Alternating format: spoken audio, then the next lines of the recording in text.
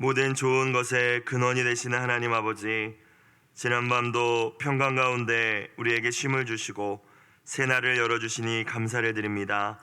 은혜를 사모하며 주님 앞에 나온 심령마다 생명의 말씀, 진리의 말씀으로 채워주시고 무엇보다 성령으로 충만케 하여 주시옵소서. 주님 사랑하는 우리 성은교회가 초대 예루살렘 교회와 같이 표적과 기사들이 일어나게 하여 주시고 영혼과 육체의 연약함을 가진 이들이 치유받는 역사가 나타나게 하시며 세상의 모든 이들에게도 칭송을 받음으로 날마다 구원의 수가 더해지는 부흥이 있게 하여 주시옵소서. 어제나 오늘이나 동일하신 우리 주 예수님의 이름으로 기도드리옵나이다. 아멘. 하나님 말씀 신약 사도행전 7장 17절부터 36절까지 말씀입니다. 사도행전 7장 17절부터 36절까지의 말씀 한 목소리로 합독하시겠습니다. 하나님이 아브라함에게 약속하신 때가 가까움에 이스라엘 백성이 애굽에서 번성하여 많아졌더니 요셉을 알지 못하는 새 임금이 애굽 왕위에 오르매 그가 우리 족속에게 교활한 방법을 써서 조상들을 괴롭게 하여 그 어린 아이들을 내버려 살지 못하게 하려 할세. 그때에 모세가 낳는데 하나님 보시기에 아름다운지라 그의 아버지의 집에서 석 달 동안 길리더니 버려진 후에 바로의 딸이 그를 데려다가 자기 아들로 기르매 모세가 애굽 사람의 모든 지혜를 배워 그의 말과 하는 일들이 능하더라. 나이가 40이 되매 그 형제 이스라엘 자손을 돌볼 생각이 나더니 한 사람이 원통한 일 당함을 보고 보호하여 압제받는 자를 위하여 원수를 갚아 애굽 사람을 쳐 죽이니라. 그는 그의 형제들이 하나님께서 자기의 손을 통하여 구원해 주시는 것을 깨달으리라고 생각하였으나 그들이 깨닫지 못하였더라. 이튿날 이스라엘 사람끼리 싸울 때에 모세가 와서 화해시키려 하여 이르되 너희는 형제인데 어찌 서로 해치느냐 하니 그 동물을 해치는 사람이 모세를 밀어뜨려 이르되 누가 너를 관리와 재판장으로 우리 위에 세웠느냐? 네가 어제는 애굽 사람을 죽임과 같이 또 나를 죽이려느냐 하니 모세가 이 말 때문에 도주하여 미디안 땅에서 나그네 되어 거기서 아들 둘을 낳으니라. 40년이 참에 천사가 시내산 광야 가시나무 떨기 불꽃 가운데서 그에게 보이거늘 모세가 그 광경을 보고 놀랍게 여겨 알아보려고 가까이 가니 주의 소리가 있어 나는 내 조상의 하나님 즉 아브라함과 이삭과 야곱의 하나님이라 하신대 모세가 무서워 감히 바라보지 못하더라. 주께서 이르시되 내 발에 신을 벗으라. 내가 서 있는 곳은 거룩한 땅이니라.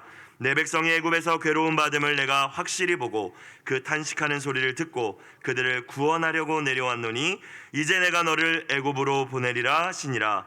그들의 말이 누가 너를 관리와 재판장으로 세웠느냐 하며 거절하던 그 모세를 하나님은 가시나무 떨기 가운데서 보이던 천사의 손으로 관리와 속량하는 자로서 보내셨으니 이 사람이 백성을 인도하여 나오게 하고 애굽과 홍해와 광야에서 40년간 기사와 표적을 행하였느니라. 아멘.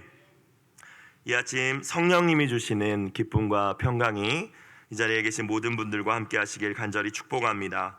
어제의 말씀에 이어서 오늘 말씀도 초대 예루살렘 교회 7집사 가운데 한 명이었던 스데반 집사의 설교입니다. 스데반 집사라고 했을 때 이 집사, 오늘날 현대교회의 집사 직분이라고 이해하기는 좀 어려울 것 같고요. 오히려 장로님들에 가까운 직분이라고 이해하시면 될 것 같습니다. 사도들이 이 말씀 사역을 주로 담당했던 오늘날 목회자의 역할을 담당했다면 이 집사라는 것은 평신도 가운데 이 최고 지도자라고 이해하시면 될 것 같아요. 아무튼 이 스데반 집사가 은혜와 권능이 충만한 사람이었고 그래서 여러 기사와 표적을 행하며 예수 그리스도의 복음을 전했습니다. 이 과정에서 복음을 받아들이지 않고 거부한 이들은 이 스데반을 고발했어요. 스데반이 저지르지 않은 죄를 그가 모세의 율법과 하나님을 모독했다라고 거짓 고발을 하게 됩니다. 율법을 모독했기 때문에 성전을 모독했다라는 죄를 뒤집어 썼기 때문에 종교 재판이 열리게 되었죠. 사내들인 공회가 열리게 됩니다. 그래서 이 스데반이 예수님도 이 재판을 당하셨던 그 재판의 자리에, 공회의 재판에 넘겨지게 됩니다. 그런데 말씀을 보면 어제의 말씀도 그렇고 이 사도행전 7장의 말씀을 보면 이 스데반이 그 공회 앞에서의 이야기하는 거잖아요. 그럼 나는 죄가 없다, 나는 뒤집어 누가 나를 씌웠다, 무죄하다, 이런 이야기를 해야 될 것 같은데, 이 대제사장들과 유대교 최고 지도자들 가운데에 선 스데반이 이 자기의 무죄를 입증하기 위한 어떠한 자기 변호도 하지 않고 있음을 우리는 볼 수 있습니다. 하나님의 말씀을 전하고 있죠. 그렇죠? 오히려 하나님의 약속대로 보내주신 구원자 예수님을 거절한 이 종교 지도자들의 죄를 역으로 고발합니다.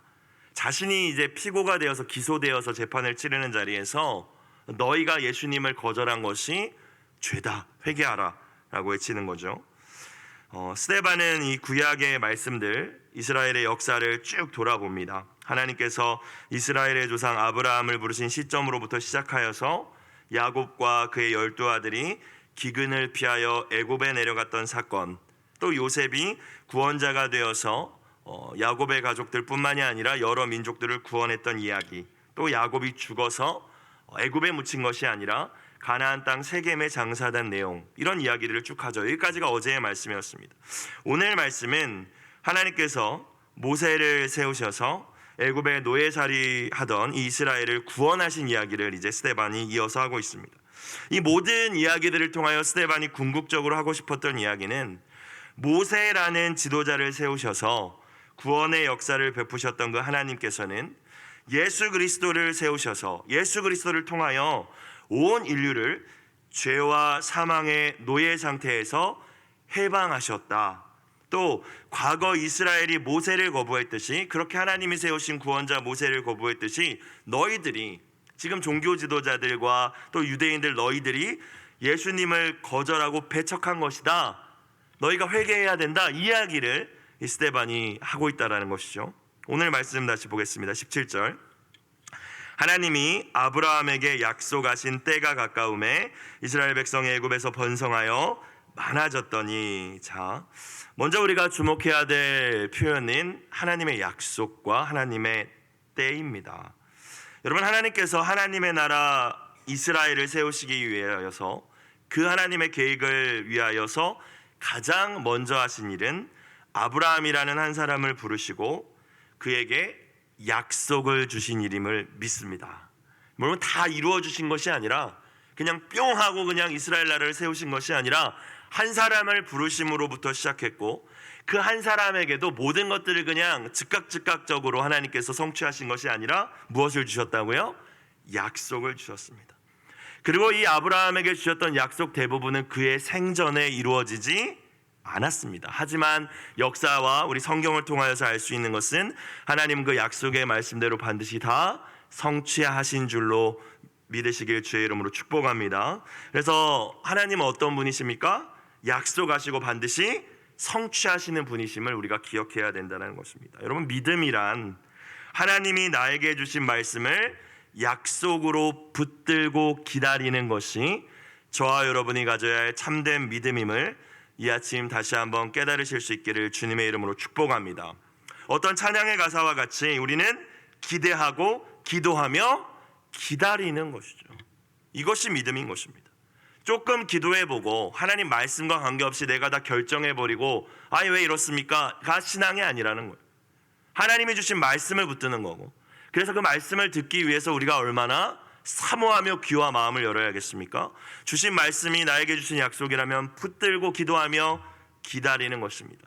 하나님은 하나님의 때에 하나님의 방법으로 그 약속을 반드시 성취하시는 신실하신 분이심을 저와 여러분 믿으실 수 있기를 다시 한번 주님의 이름으로 부탁드립니다. 예수님을 보내주신 것도 그냥 뿅 보내주신 게 아니잖아요. 구약에 얼마나 많은 예수님에 대한 약속들이 있었습니까? 창세기로부터 그 약속은 시작됐죠. 여자의 후손이 뱀의 자손의 머리를 깨부실 것이다.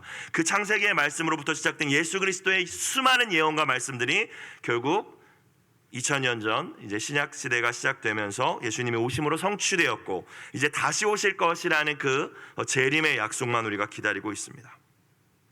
특별히 이제 17절에서 이야기하고 있는 이 아브라함에게 하신 약속이 무엇일까요? 어제 말씀에 나왔던 사도행전 7장 6절 7절에서 나왔던 말씀이죠. 이 아브라함의 후손이 이스라엘 민족이 애굽으로 가서 거기서 나그네가 되어서 종이 되어서 400년 동안 노예 생활을 할 것인데, 결국에 하나님의 때가 이르러서 하나님이 그 종 삼는 나라, 즉 이집트, 애굽을 심판하시고 그들이 자유를 얻고 다시 가나안으로 올 것이다. 이 약속이잖아요. 그 약속하신 때가 가까웠다라는 거예요. 그 때가 가까웠을 때 이스라엘 백성이 애굽에서 번성하여 많아졌다고 기록되어 있죠. 기근을 피하여서 애굽으로 갔던 야곱의 가족은 75명인데 출애굽 당시에 이스라엘 민족은 장정만 60만 명이 됩니다. 430년 동안 어마어마한 인구가 증가되는 거죠. 하나님께서 하나님의 약속을 이루시기 위하여서 이스라엘을 번성하게 하신 줄로 믿습니다. 자, 그래서 하나님의 때가 딱 이르렀어요. 자, 18절. 요셉을 알지 못하는 새 임금이 애굽 왕위에 오르매. 요셉을 역사적인 팩트를 알지 못했다라는 의미가 아닙니다. 요셉이 한 일이 얼마나 위대한 업적인데 이 요셉이 한 일을 몰랐겠어요? 우리나라도 이 한반도에 고려가 있었고 조선이 있었듯이 이집트에 새로운 왕조가 세워졌는데 이 새로운 왕조는 과거 왕조가 했던 일을 신경 쓰지 않았다라는 것입니다. 요셉이라는 히브리인이 베푸른 이 은혜에 대해서도 상관하지 않았다라는 의미예요. 그런 아주 은혜도 모르고 또 악독한 이집트의 새로운 파라오가 세워졌습니다. 자, 그래서 어떻게 됐어요? 19절. 그가 우리 족속에게 어떤 방법? 교활한 방법을 써서 조상들을, 이스라엘 민족을 괴롭게 하여서 그 어린아이들을 내버려 살지 못하게 하려 할세. 자, 여러분 기억하셔야 될 게, 하나님의 약속의 때가 가까이 왔는데 갑자기 이스라엘 민족, 약속의 언약 백성이 엄청난 고난을 당합니다. 여러분 지난주의 말씀도 기억하세요? 하나님의 축복이 이루어지기 직전에 고난과 시험이 있음을 기억하실 수 있길 주의 이름으로 축원합니다. 하나님의 때가 거의 다 이루어졌을 때 마귀는 마지막으로 발악하죠. 하나님의 구원의 역사가 이루어질 즈음하여서 요셉을 상관하지 않는 애굽의 파라오가 등장하여서 이스라엘을 억압합니다. 여러분의 개인의 신앙생활 가운데, 공동체의 신앙생활 가운데서도 요즘에 왜 이렇게 힘든지 모르겠어, 영적으로도 시험이 더 심한 것 같아, 하나님께서 여러분에게 주신 약속의 때가 거의 이르렀음을 기억하실 수 있길 다시 한번 주의 이름으로 축복합니다. 여러분 해 뜨기 직전이 가장 어두운 법이죠, 언제나. 자, 출애굽기 1장에 보면 이 바로왕이 어떤 교활한 방법을 썼습니까? 힘든 일들을 계속 시켰습니다. 자꾸 불어나니까 이집트의 인구 증가의 비율에 비해서 이스라엘 백성들이 너무 많이 늘어나니까 막 힘든 거. 여러분 지금 이집트에 가면 뭐 피라미드, 스핑크스, 아마 이때 다 히브리 이스라엘 민족 노예들이 다 건설했다라고 알려져 있는데 막 그런 것들을 짓게 만든 거예요. 지금처럼 기술도 발전하지 않고 인간의 인력으로만. 얼마나 힘든 일들을 시킨 거예요. 그런데 출애굽기 1장을 보면 학대 받을수록 더욱 번성했다라고 기록되어 있어요.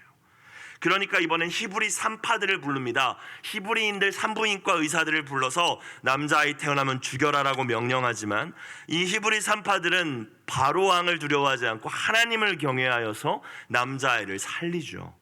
그러니까 결국에 파라오의 결정은 뭡니까? 남자아이가 태어나면 어디에 버려라? 나일강의 악어밥으로 버리라고 이야기합니다. 자, 그렇지만 하나님의 이 일하심은 멈추지 않죠. 구원의 역사는. 20절. 그때에, 오늘 여러분 때라는 단어가 참 많이 등장합니다.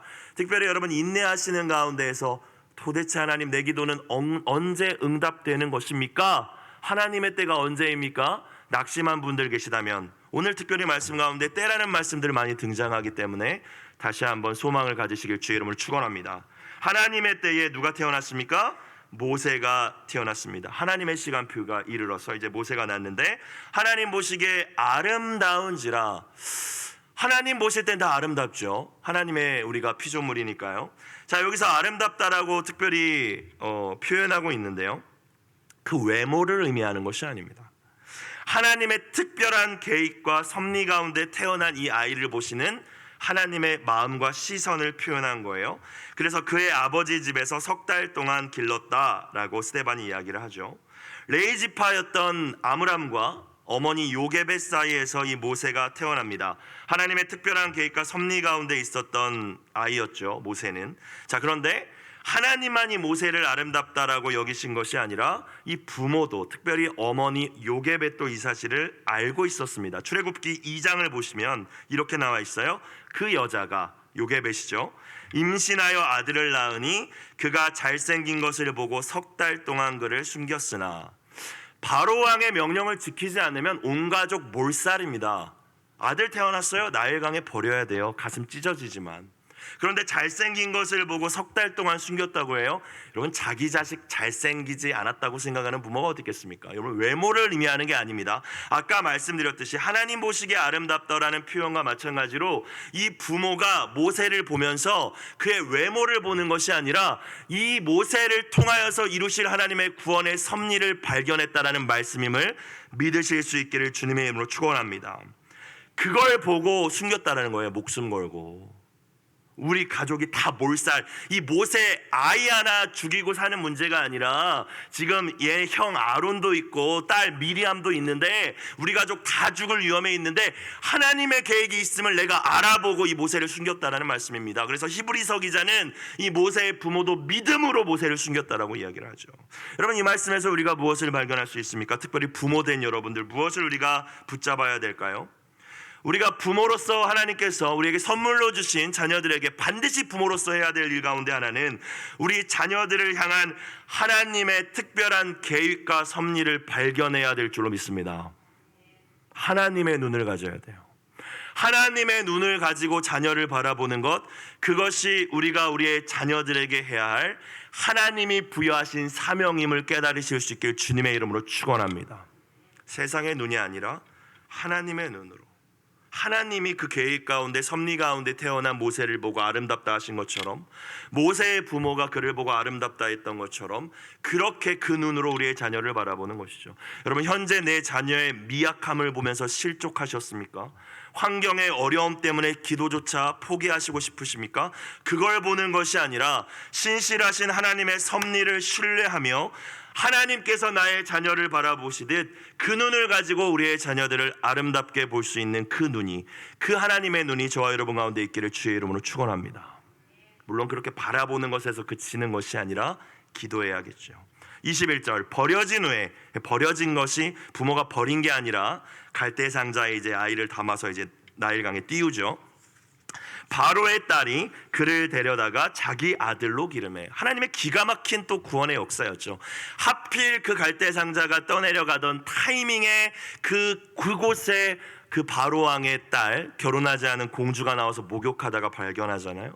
그리고 상자를 열어보니까 아마 할례 행한 모습을 보고 알았을 거예요. 히브리인의 남자아이네. 아버지가 내린 명령 몰랐을까요? 바로 왕의 공주가. 근데 불쌍한 마음이 듭니다. 결혼도 안 한 처녀가 내가 내 아들로 키워야겠다. 하나님께서 그 마음을 주장하여 주신 줄로 믿습니다. 여러분, 사람의 마음은 하나님이 주장하십니다. 내 마음도 그렇습니다. 여러분, 그래서 내 말을 듣지 않는 자녀들이나 특별히 전도 대상자들을 향하여서 우리가 먼저 해야 할 일은 하나님 그의 마음을 주장하여 달라고 눈물로 씨를 뿌리실 수 있기를 주의 이름으로 축원합니다. 바로 왕의 공주가, 여러분, 본인도 죽을 수 있는 일이잖아요. 아무리 딸이라고는 하지만 네가 내 딸인데 공주가 되어서 히브리 남자아이를 데려와서 키워? 여러분, 충분히 이럴 수 있는 일인데 불쌍한 마음으로 이 모세를 건집니다. 물에서 건져내다, 모세, 구원하다라는 의미죠. 22절, 모세가 애굽 사람의 모든 지혜를 배워서 40년 동안 이집트 왕자로 큽니다. 그의 말과 하는 일들이 능하더라. 지도자로서의 모든 스펙과 실력들이 다 갖추어졌다라는 의미입니다. 역사적인 기록을 보니까 실제 그 당시에 파라오의 아들인 람세스보다 더 뛰어났다 모세가 라는 평가도 있더라고요. 실제 신하들보다.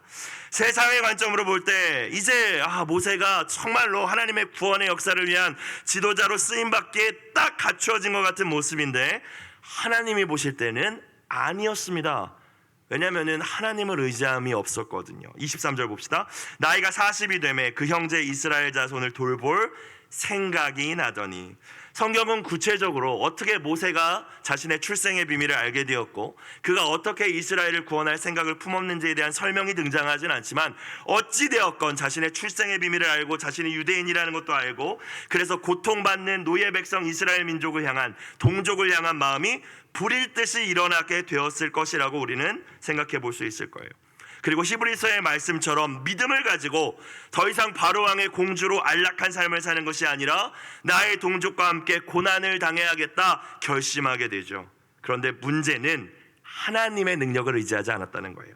내가 얼마나 똑똑한데, 내가 바로왕 람세스보다 똑똑한데 내 힘과 내 능력과 내 지혜와 실력으로 나의 동족 이스라엘을 해방시키리라. 이것이 40세의 모세의 마음가짐이었습니다. 근데 하나님이 그를 부르시지 않고 사용하시지 않습니다. 24절, 한 사람이, 이스라엘 노예 한 사람이 원통한 일 당함을 보고 애굽 사람에 의해서 매맞는 것을 보고 모세가 나서죠. 보호하여서 압제받는 자, 그 동족을 위하여 원수를 갚아 대신 때려줘서 애굽 사람을 어떻게 해요? 쳐 죽이니라. 출애굽기를 보니까 이제 주변을 살피고 보는 사람 없는 걸 확인하고 모래에 감춰버립니다. 하나님을 의식하지 않은 거죠. 25절, 그는 그의 형제들이 하나님께서 자기의 손을 통하여 구원해 주시는 것을 깨달으리라고 생각하였으나 모세의 기대입니다. 내가 이런 일을 하니까 아마 나를 다 따라주겠지, 내 영향력을 인정해 주겠지, 내가 이 정도 실력이 있고 내가 니들을 위해서 애굽 사람 때려잡아 죽일 수 있는 사람이야, 그러니까 나를 따라, 이랬다는 건데 어떻게 했대요? 백성은 그들이 깨닫지 못하였더라. 이스라엘 백성이 영적으로 무지하여서 하나님이 세우신 모세를 알아보지 못한 문제도 있지만 아직 모세가 준비되지 않았다라는 것도 있습니다. 여러분, 하나님은 어떤 사람을 들어 사용하실까요? 하나님께서 사용하시는 사람, 세상적인 스펙과 실력을 갖춘 사람이 아니라 하나님이 부르시고 세우신 사람, 그 사람이 하나님이 사용하시는 사람임을 기억하실 수 있길 주의 이름으로 축원합니다. 근데 언제 부르실까요? 40세에 딱 부르면 딱 젊고 막 힘도 있고 실력도 좋고, 우리의 생각에는 이때 하나님이 왜 안 부르셨을까라는 생각이 드는데 하나님 이때 사용하실 수가 없습니다. 하나님은 언제 하나님의 사람을 부르십니까? 겸손하고 가난한 심령이 되어서 하나님만 의지할 때 그 사람을 들어 사용하심을 기억하실 수 있기를 주의 이름으로 축원합니다. 여러분, 후배 사역자들을 보면 인간적인 방법으로 사람들에게 영향력을 주려고 노력하는 이 시대의 사역자들을 봅니다. 물론 저의 모습 가운데도 그런 모습이 있을 수 있어요. 여러분, 하나님의 리더십은요, 인간의 방법으로 결코 나타나지 않는다는 사실을 기억하실 수 있기를 주의 이름으로 축원합니다. 하나님이 세우시고 하나님이 흘려보내는 거예요. 그래서 여러분, 자리에 연연하지 마십시오. 나의 자녀의 스펙과 실력 때문에 낙담하지 마십시오. 물론 성실하게 미래를 준비해야 하겠지만 하나님의 쓰시기에 합당한 그릇, 가장 중요한 거, 하나님 앞에 겸손하고 가난한 심령, 나는 하나님만 의지합니다. 그 믿음을 우리의 자녀들 준비시켜 주실 수 있는 우리의 부모 세대들이 다 되실 수 있길 주의 이름으로 축원합니다. 여러분, 어떻게 우리가 열매 맺습니까? 내가 맺을 수 없습니다. 나무, 포도나무의 줄기가 되신, 나무 줄기 대신 예수님께 붙어 있으면 열매는 맺어지는 것이죠. 하나님의 일은 하나님이 하십니다. 하나님 앞에서 우리가 영향력 있는 사람이 되려고 노력하기보다 언제나 하나님을 더 사랑하고 하나님을 더 가까이 하는 사람이 되기를 사모하실 수 있기를, 또 그러한 우리의 자녀들이 되기를 주님의 이름으로 축원합니다. 자, 26절, 어떤 일이 발생해요? 이튿날 이스라엘 사람끼리 싸울 때 모세가 와서 화해시키려 하여 이르되, 야, 너희는 형제인데 니네끼리 서로 해치느냐? 자, 그런데 아무도 내가 사람 죽인 걸 몰랐을 줄 알았는데 27절, 그 동물을 해치는 사람이 모세를 밀어뜨려 이르되, 이집트의 왕자인데 그래도 이렇게 밀어뜨렸다라는 건 참 과격하죠. 누가 너를 우리 관리와 재판장으로 세웠느냐? 야, 너 왜 지금까지 네 편하게 살고 왜 지금 와서 우리 지도자인 척하냐? 이거잖아요. 28절, 네가 어제는 애굽 사람을 죽인과 같이 또 나를 죽이려느냐 하니, 29절, 모세가 뭐 때문에? 이 말 때문에 도주하여 미디안 땅에서 나그네 되어 거기서 아들 둘을 낳으니라. 하나님을 경외함이 없을 때 우리는 언제나 사람과 사람의 말 때문에 도망갑니다. 여러분, 언제 우리가 시험 들고 낙심합니까? 사람의 말 때문에 그러시지 않으십니까? 저도 언제 흔들릴까요? 목회자인 저도 사람의 말 때문에 시험 듭니다. 여러분, 하나님을 경외함이 있을 때 우리는 모세와 같은 어리석음을 범하지 않을 수 있다라는 사실을 기억하실 수 있길 주의 이름으로 축원합니다. 죄를 졌다면 회개하면 되는 것인데 그 말을 듣고 도망가는 것이죠. 결국 미디안 광야에서 모세는 40년을 삽니다. 80살이 될 때까지요. 그리고 자기 양을 치는 것이 아니라 장인어른의 집에 빌부터 처가살이 하면서 장인어른 양을 40년 칩니다. 그리고 그곳에서 십보라라는 여인과 결혼하죠. 이드로의 딸 두 아들 게르솜과 엘리에셀을 낳습니다. 이 40년 동안에 모세가 어떤 생각을 했을까요? 여러분, 모세의 마음이 어땠을까요? 30절을 일단 볼까요? 40년이 참에 찼다라는 것은 이제 하나님의 때가 이르렀다라는 말씀입니다.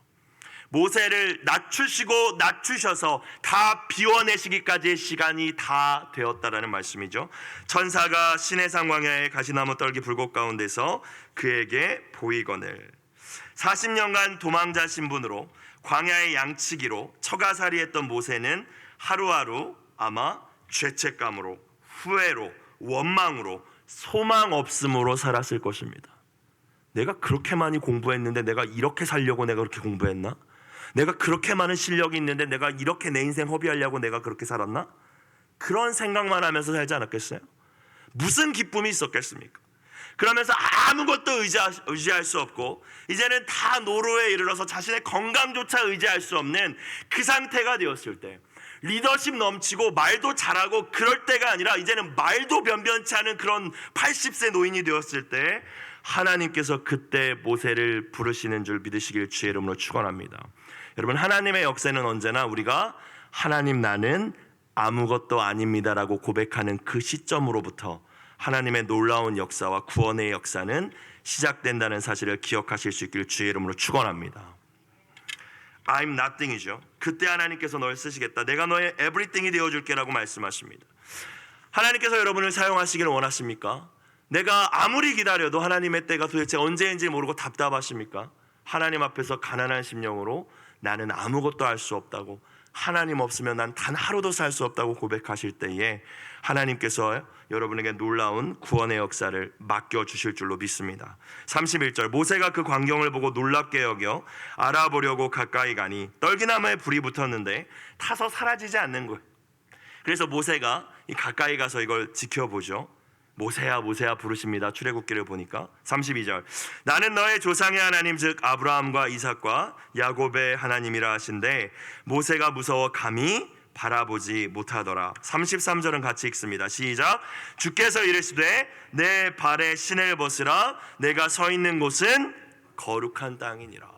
모세가 아마 양치면서 여기 왔다 갔다 많이 했을 거예요. 아마 여기 처음 와본 곳 아닙니다. 다 모세 다녔던 곳이에요. 그런데 그 땅이 거룩한 땅이 될 수 있었던 이유는 거룩하신 하나님께서 임재하셨기 때문인 줄로 믿습니다. 여러분, 우리의 가정이, 우리의 또 신앙 공동체가 진짜 거룩한 곳이 되기를 원하신다면, 우리의 교회가 교회 되기를 원하신다면, 내가 성도 되기를 원하신다면 하나님의 임재하심이 있어야 할 줄로 믿습니다. 근데 그 하나님의 임재하심 앞에서 우리에게 요구하시는 태도가 무엇입니까? 33절을 다시 들여다보십시오. 내 발에 뭘 벗으라? 신을 벗으라. 여러분, 하나님 우리 가운데 임재하시길 원하십니다. 이 자리에도 같이 계십니다. 우리의 예배의 자리 가운데, 찬양 가운데 거하십니다. 그런데 그 하나님의 임재를 내가 누리고 주님의 음성 가운데 내가 정말로 귀 기울여 듣고 주님의 소명을, 부르심을 놓치지 않기 위해서는 우리의 발에 신을 벗어야 할 줄로 믿습니다. 신이 무엇입니까? 신발이죠. 신발. 더럽고 위험한 것으로부터 발을 보호하기 위한 것인데 영적인 의미가 무엇이에요? 우리의 죄요, 타락한 본성이요, 자기의입니다. 여러분, 신발을 신은 채로는 하나님의 소명을 받을 수 없습니다. 하나님의 부르심을 받을 수 없고 주님의 임재 가운데 나갈 수 없습니다. 신발을 신은 채로는 여러분 이 자리에 오셔도, 예배를 드리시고 새벽 기도를 하셔도 하나님의 터치하심을 경험하실 수 없으실 것입니다. 어떠한 삶의 변화도 경험할 수 없습니다. 신을 벗으실 수 있길 주의 이름으로 축원합니다. 예수님의 표현을 빌리자면 자기를 부인하고 자기 십자가를 지는 것이 신발을 벗는 것입니다. 여러분이 회개하지 않은 죄, 거룩하지 못한 습관들, 여전히 내 마음속에 있는 누군가를 향한 미움과 분노와 판단과 정죄함들, 하나님의 말씀보다 내 감정과 내 마음과 내 뜻이 여전히 중요하다. 그렇다면 그것이 여러분의 신발입니다. 그 신을 벗으실 때 비로소 여러분을 통하여서 이루시고자 하는 하나님의 구원의 역사가 시작된다는 사실을 기억하실 수 있기를 주의 이름으로 축원합니다. 34절 내 백성이 애굽에서 괴로움 받음을 내가 확실히 보고 그 탄식하는 소리를 듣고 그들을 구원하려고 내려왔노니 이제 내가 너를 애굽으로 보내리라 하시니라. 35, 36절 그들의 말이 누가 너를 관리와 재판장으로 세웠느냐 하며 거절하던 그 모세를 하나님은 가시나무 떨기 가운데에서 보이던 천사의 손으로 관리와 속량하는 자 구원자로 보내셨으니 이 사람이 백성을 인도하여 나오게 하고 애굽과 홍해와 광야에서 40년간 기사와 표적을 행하였느니라. 자, 스데반이 모세 이야기를 통하여서 하고자 하는 이야기는 과거 이스라엘이 거절했었던 모세가 사실 하나님께서 보내신 구원자였다. 너희가 지금 이 시간까지 거부하고 있던 예수님이 하나님께서 약속대로 보내신 메시아 그리스도다. 회개하라. 이게 스데반 지금 집사가 하고자 하는 이야기였죠. 여러분, 오늘 특별히 구약을 돌아보는 이 스데반 집사님의 설교를 통하여, 이 말씀을 통하여서 여러분에게 주시는 하나님의 음성은 무엇이셨습니까? 회개하라고, 돌이키라고, 또 새롭게 결단하라고 분명히 도전하신 것이 있지는 않으십니까? 주신 말씀을 붙들고 이 새벽 기도하며 하나님의 임재 가운데 거룩한 소명을, 그 부르심을 깨닫는 저와 여러분이 되시기를, 이 새벽이 되기를 주님의 이름으로 축원합니다. 기도드리겠습니다. 사랑과 은혜가 풍성하신 하나님 아버지, 스데반 집사의 설교를 통하여, 특별히 모세의 일생을 통하여 우리의 삶과 신앙을 돌아보게 하시니 감사를 드립니다. 내가 주인 되어 살았던 모든 나의 헛된 지난 과거의 삶, 나의 헛된 신들을 벗어버리고 예수님의 주되심과 통치하심을 온전히 인정하는 저희들이 되게 하여 주시옵소서. 내가 하고 싶은 일을 하면서 하나님의 일을 하고 있다는 착각에 빠져 살진 않았습니까? 하나님이 원하시는 그 자리에서 하나님이 원하시는 하나님의 방법으로 하나님이 원하시는 일을 하나님의 영광만을 위하여 행하는 저희들의 삶과 신앙이 되게 하여 주옵소서. 충성되고 신실하신 하나님의 종 예수님의 이름으로 기도드리옵나이다. 아멘.